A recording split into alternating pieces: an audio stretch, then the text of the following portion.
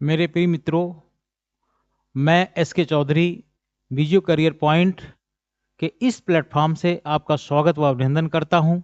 जैसा कि आप लोग जानते हैं, आगामी पीसीएस प्री की एग्जाम जिसका डेट भी निर्धारित हो चुका है 22 दिसंबर, और इसके बाद बहुत बहुचर्चित और प्रतीक्षारत, जैसा कि हम लोगों ने बहुत दिनों से उसकी प्रतीक्षा कर रहे हैं, वो है आपका समीक्षा अधिकारी, सहायक समीक्षा अधिकारी, जिसे हम ARO और ROIARO कहते हैं।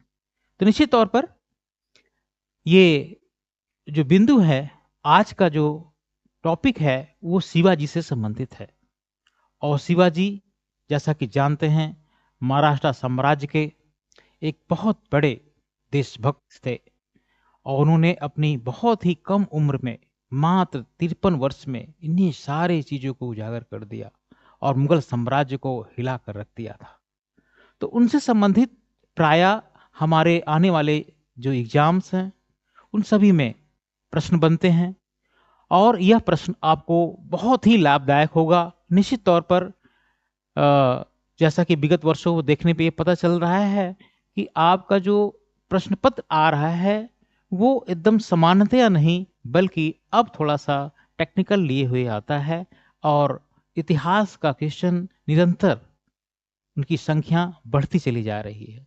इसलिए आप इस पे विशेष ध्यान दें, और आने वाले आगामी परीक्षा के लिए जो आपको ये सामग्री है बहुत ही सहायक सिद्ध होगी। देखें, आप चलते हैं आपको पहले क्वेश्चन से लेकर। पहला क्वेश्चन है, मराठों के उत्कर्ष के निम्नलिखित में से कौन से कारण नहीं है। निश्चित तौर पर तो मित्रों, हमेशा ध्यान रखिए, इस तरह अगर प्रश्न आप में जहां नहीं आए या असत्य असत्य आए, उसको पहले आप घेर लीजिए। घेरने से ये होता है कि हमें बार बार, कभी कभी हम ऐसे सीधे कारण नहीं है, कारण है, ऐसे करके क्वेश्चन गलत कर बैठते हैं प्यारा। तो इसको हमें ध्यान रखेंगे। आप बार बार देखेंगे क्या आएगा कि नहीं है। मराठों के उत्कर्ष के निम्नलिखित में से कौन से कारण नहीं है। तो हमें इन कारणों को कहां खोजना है? अपने ऑप्शन में खोजना है। पहला ऑप्शन आप ए देखें तो धार्मिक चेतना, दूसरा भौगोलिक सुरक्षा, तीसरा राजनीतिक जागृत, और चौथा उच्च नेतृत्व शक्ति। निश्चित तौर पर हम इस देख सकते हैं मराठों को उत्कर्ष में सबसे बड़ी चीज धार्मिक चेतना तो कूट कूट कर भरा था। भौगोलिक सुरक्षा की बात रही, जैसा कि जानते हैं शिवाजी को पहाड़ी चूहा भी कहा जाता था। तो भौगोलिक स्तर का गान भी, सुरक्षा भौगोलिक दृष्टि से वो बहुत ही परिपक्व थे। राजनीतिक जागृति की बात जहां है, उस नेतृत्व शक्ति का भी विराजमान थे। लेकिन आप अगर इस ऑप्शनों में देखें तो पाएंगे कि राजनीतिक जागृति उतनी नहीं थी। इसलिए आपका इस ऑप्शन सी आपका सही होगा, जो ये इंगित करता है कि इसमें कारण नहीं है। तो धार्मिक चेतना भी थी, भौगोलिक सुरक्षा भी थी, और उच्च नेतृत्व शक्ति भी थी, केवल राजनीतिक जागृतियां उतनी नहीं थी जितनी होनी चाहिए। इसलिए इस क्वेश्चन के अनुसार आपका आंसर विकल्प होगा सही सी। आगे आगे हम लोग चलते हैं।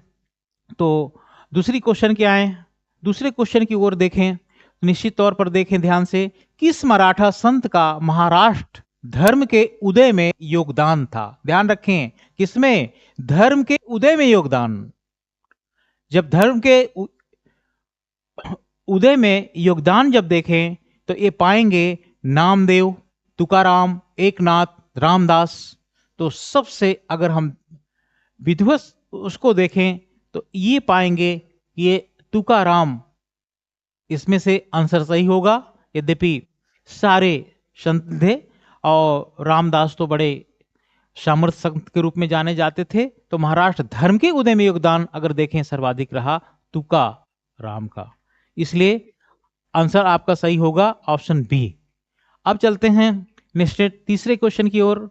तीसरा क्वेश्चन आपके सामने ये आया, और देखें इस प्रश्न को पढ़ें ध्यान से। सामाजिक सुधार, राष्ट्रीय पुनर्जीवन तथा मराठा शक्ति के उदय के लिए किस मराठा संत का सर्वाधिक योगदान पूछ लिया।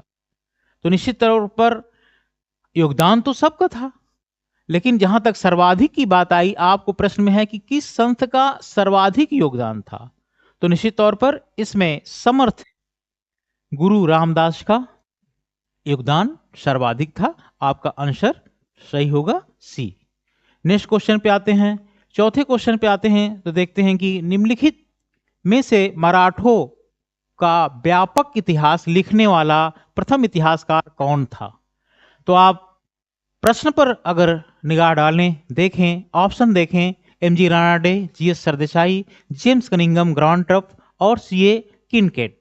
तो इसमें से इन्होंने जब व्यापक इतिहास लिखने वाला लिखने इतिहास को इन्होंने रनाडे भी जीएस सरदेसाई ने भी लिखा है, सीए किनकेट भी लिखा है, लेकिन व्यापक इतिहास लिखने की जब बात आती है तो इनका नाम सबसे पहले उजागर होता है, वो है जेम्स कनिंघम ग्रांटरफ।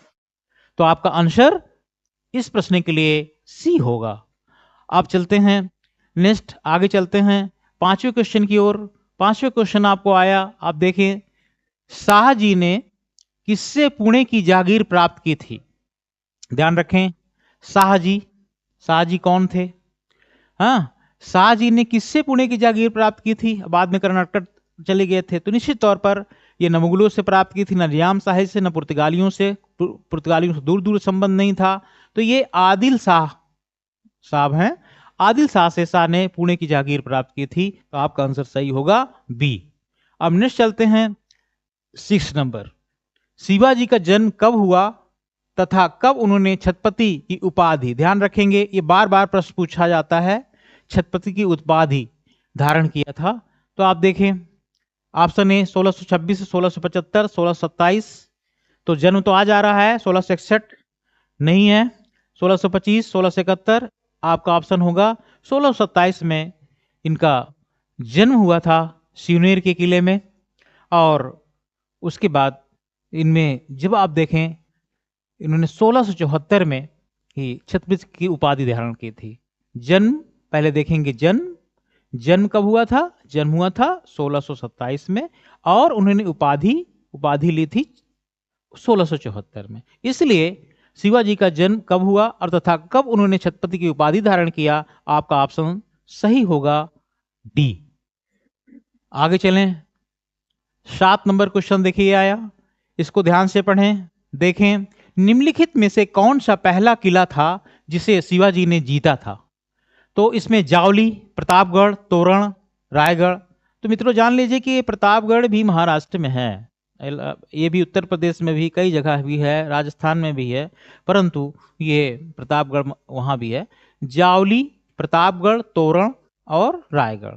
तो इन किलों में अगर सबसे पहले किसी ने शिवाजी ने जीता था तो वो किला था आपका तोरण था।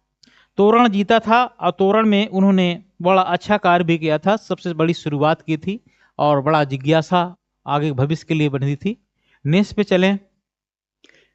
चलें, निम्नलिखित में से कौन से अंग्रेज शिवाजी के राज्याभिषेक में उपस्थित हुआ था और कंपनी की ओर से उपहार भेंट किए थे। निश्चित तौर पर आप देखें, कौन अंग्रेज शिवाजी के राज्याभिषेक में उपस्थित हुआ और कंपनी की ओर से उपहार भेंट किया था। तो इसमें से आपका रॉलेक्टेक भी नहीं थे, विलियम फिंच नहीं थे, विलियम लैगहॉर्न नहीं थे, बल्कि आपका सही ऑप्शन होगा B, Henry Occident. Henry Occident ने उपहार कंपनी की ओर से भेंट किया था, इसलिए आपका ऑप्शन बी सही होगा। अब नेक्स्ट क्वेश्चन की ओर चलें, देखें नेक्स्ट क्वेश्चन 9वां नंबर क्वेश्चन देखें। तो शिवाजी का राज्याभिषेक कहां और कब हुआ था। शिवाजी का राज्याभिषेक कहां और कब हुआ था। निश्चित तौर पर आप शिवाजी का जो राज्याभिषेक 1674 में रायगढ़ में हुआ था, इसलिए आपका ऑप्शन डी सही होगा। और इस तरीके से इस प्रश्न राज्याभिषेक कहां हुआ, कब हुआ, तो आप आराम से क्वेश्चन 1674 में लगा सकते हैं। नेक्स्ट क्वेश्चन, 10वां क्वेश्चन आपके सामने है।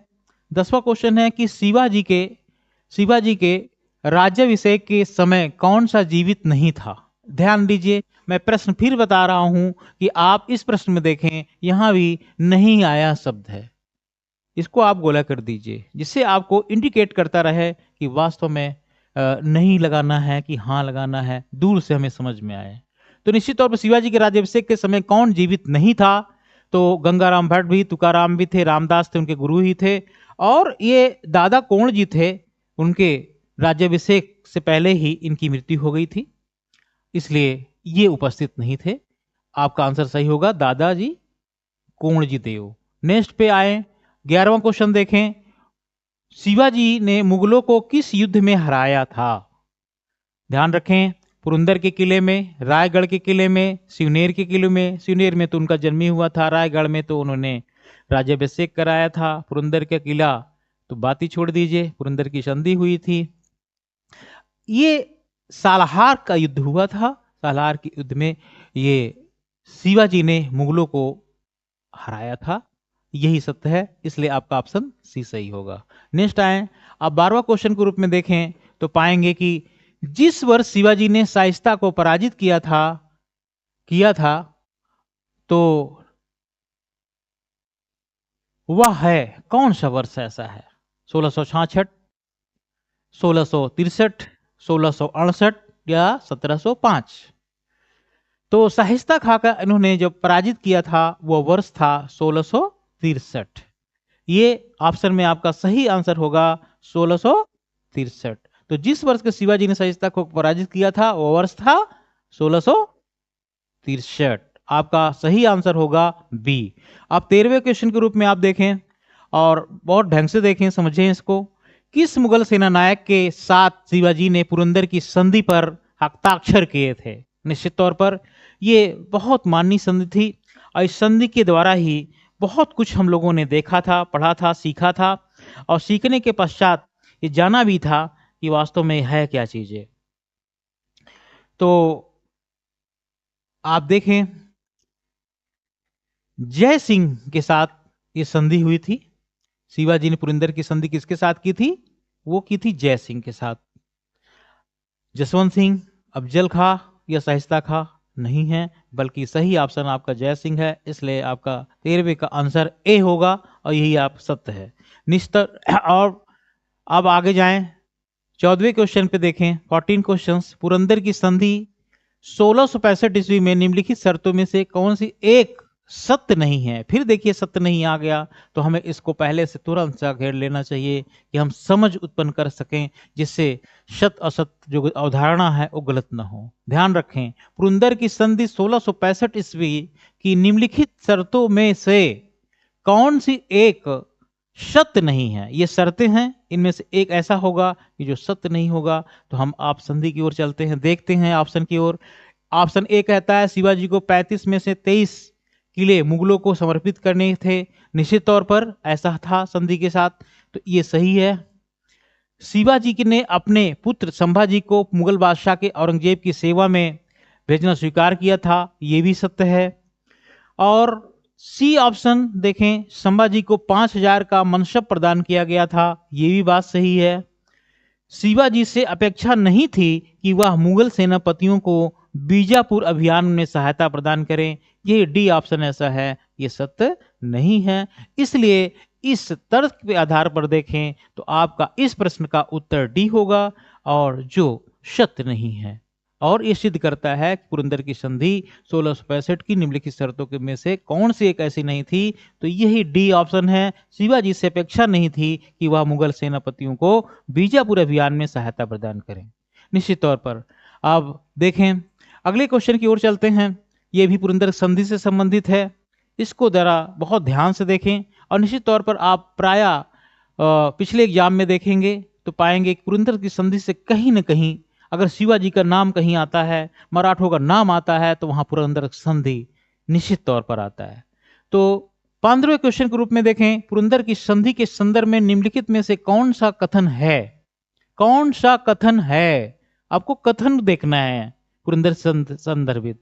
तो शिवाजी का कोई भी किला मुगल साम्राज्य में सम्मिलित नहीं किया गया, एक ये बात कह रहे हैं निश्चित तौर पर।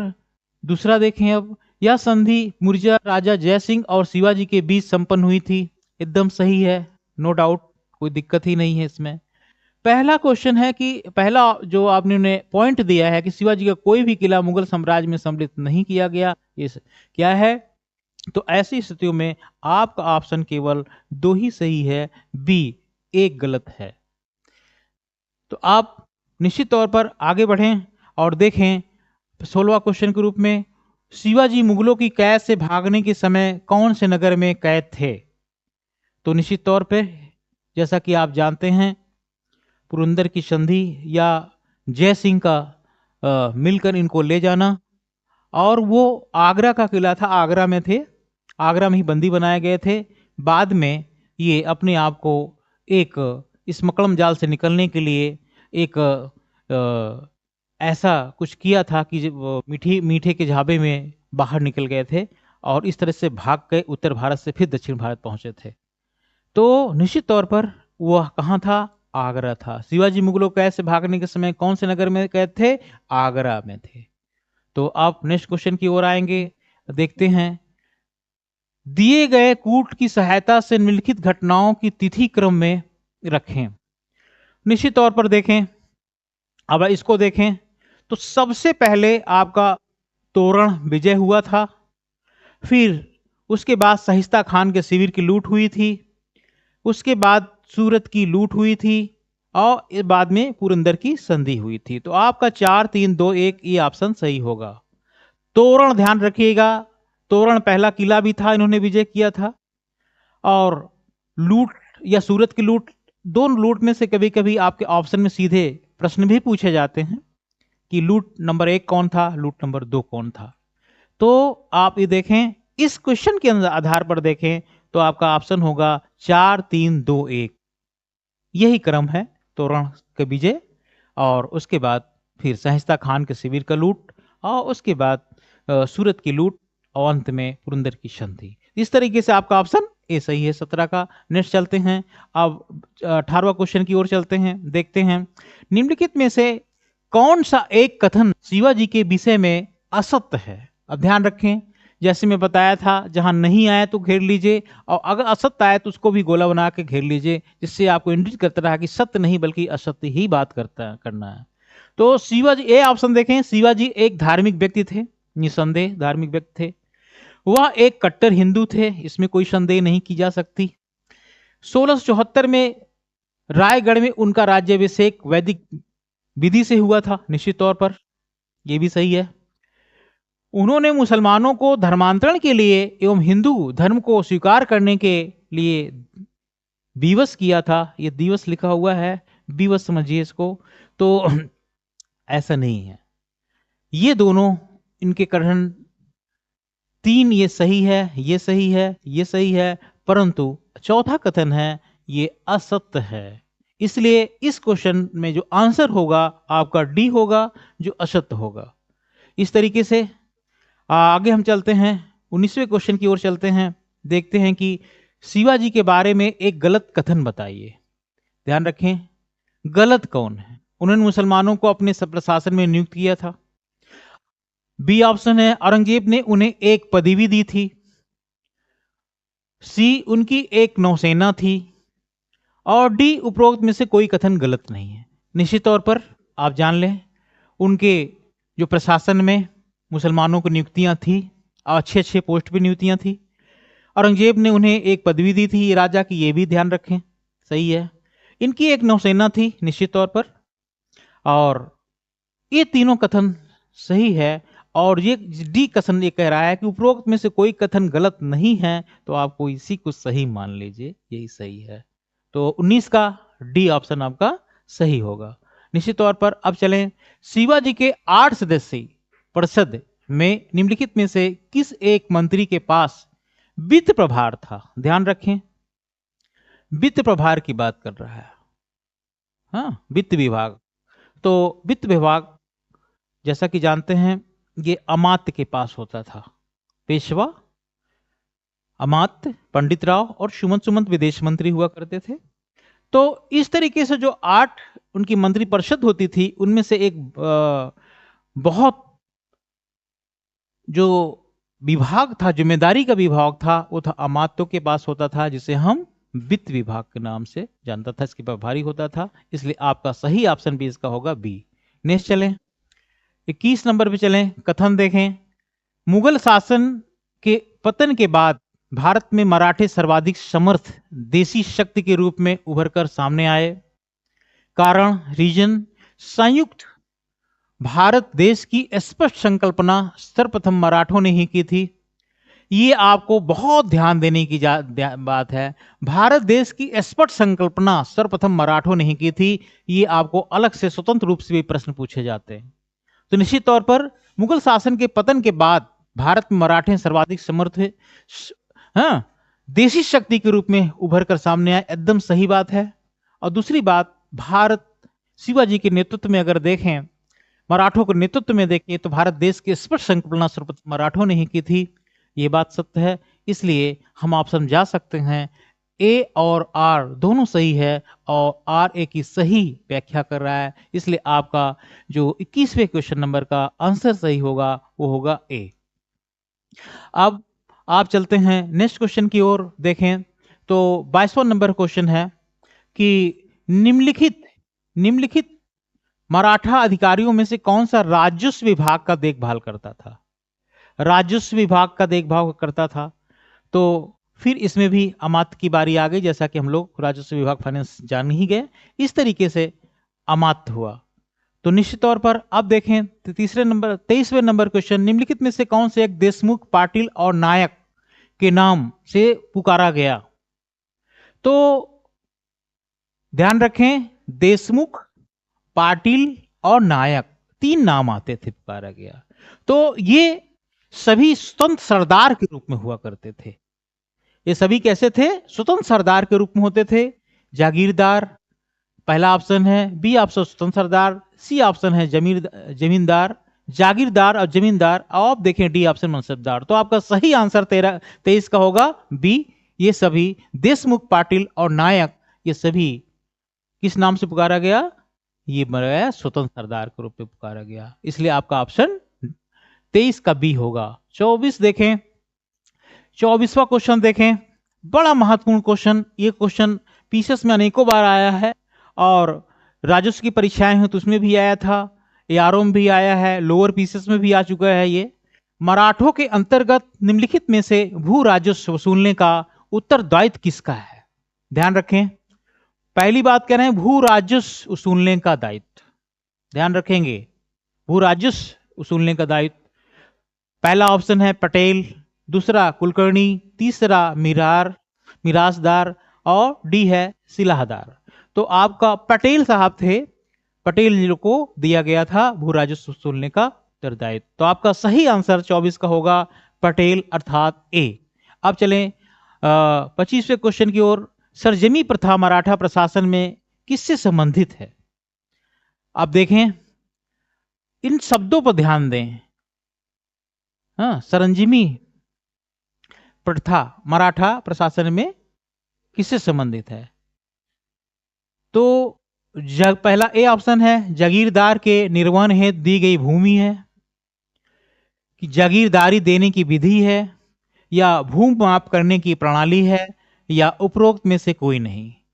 तो मित्रों जान लें, यह प्रथा जागीरदार के निर्वहन हेतु दी गई थी, भूमि थी। यही ऑप्शन आपका सही होगा।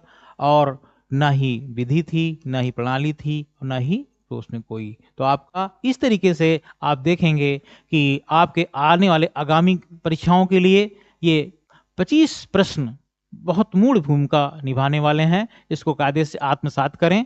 फिर मैं आगे भी इसी तरह का प्रश्नों का श्रृंखला लेके आता रहूंगा। धन्यवाद। थैंक